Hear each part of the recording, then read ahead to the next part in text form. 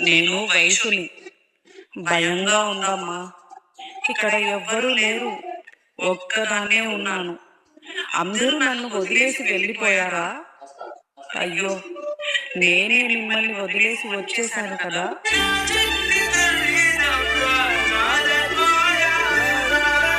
ఇంత చిన్న వయసులో దేవుడు ఎందుకమ్మా నాకు ఇలా చేశాడు?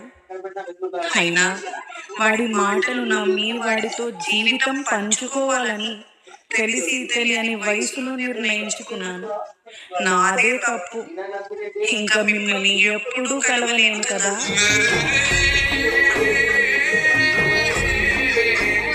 మీతో మాట్లాడలేను, సరదాగా మీతో ఉండలేను, నన్ను మీరు ఎప్పుడూ చూడలేరు. కానీ నేను మిమ్మల్ని ఇక్కడి నుండి చూస్తున్నాను. అమ్మా, నాన్న, అన్నలు, ప్రజలు, మీరు నా కోసం ఇంతలా బాధపడతారని నేను ఎప్పుడూ ఊహించలేదు.